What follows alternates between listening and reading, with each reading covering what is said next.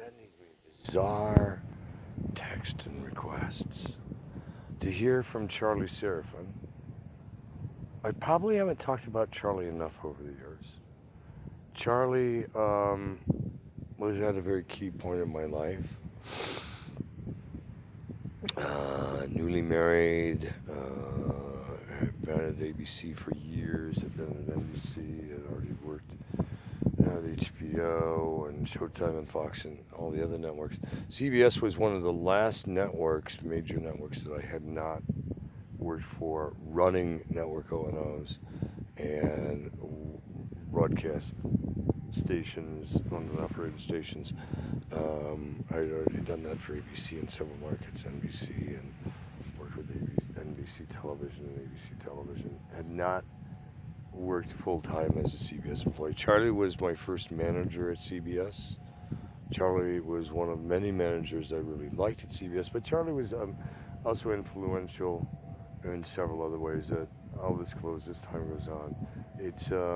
It was also a very delicate period. I was going through my first marriage. It cost me literally millions of dollars and ended up in federal court. I was married into the White House through the Baker clan, Howard Baker, James Baker, Edward Baker.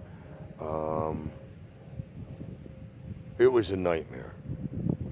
And there were even people at ABC that advised me and others not to go ahead with that marriage, that it would be just a complete train wreck. Had I not been threatened by the family, if I didn't complete the marriage, what would happen? I don't know if I would have completed it or not. Who knows? And then Charlie and I kind of lost touch over the years. I remember Charlie from when I was at ABC in Dallas, when he was breaking the news at CBS in Dallas about the Waco thing. Then I went to ABC Los Angeles. I think he went to CBS San Francisco, and then we connected at CBS in Los Angeles. And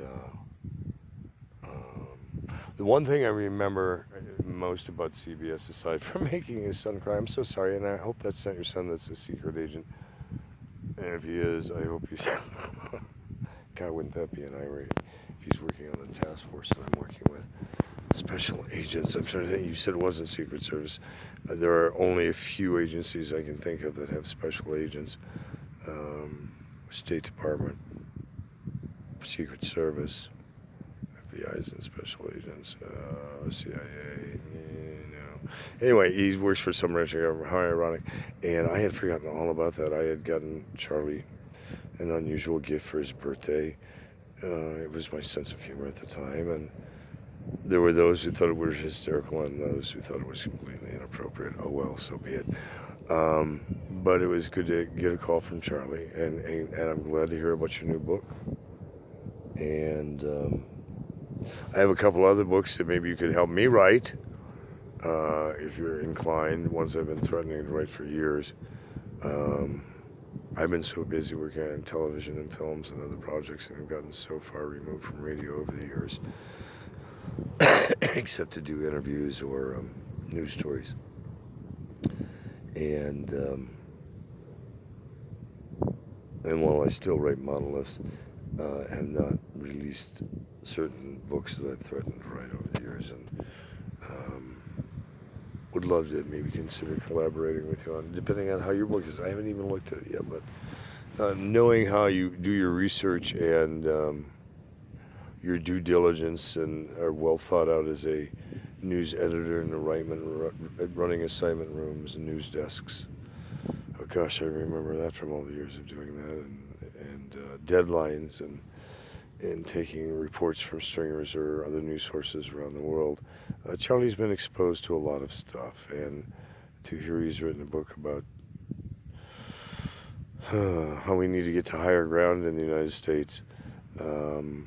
We've lost some of our moral integrity. Now we've lost a lot of it, let's just be honest. The moral decay of America that's been eroding with the erosion on Capitol Hill is just a reflection of what's happening in society today. The fact that people are so passive, and when government gets ickier and more hostile or violent or whatever, unfortunately in entertainment we're to blame also. In religion, there are so many factors that mold society And it takes a lot of courage to step in and write a book, to kind of editorialize about what we're doing wrong and take a stand, because there are those who are the armchair critics who will never take a stand but will always tell you what you're doing wrong.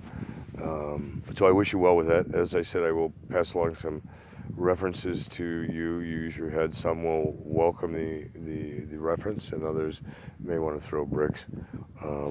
I have learned over the years, as I'm sure you did, working at the Kent Broadcast Rate Network, and the incident we had with Nancy Woodman and George Sussman and Larry Tishman in your office will always be etched in my memories.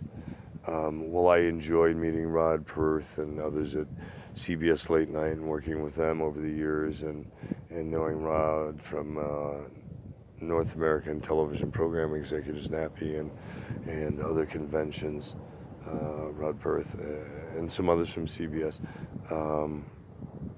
Charlie I kind of lost touch with over the years, and I hope your 6 or 17 children, I don't remember, I think you had 6 last time I saw you, and your lovely wife, which has been, what, since 90 maybe?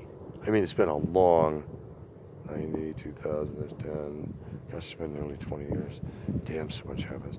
I know I've talked about John Guerin and Chuck Morgan and some of the other people who have been very instrumental in the molding of my career, in my professionalism in broadcasting.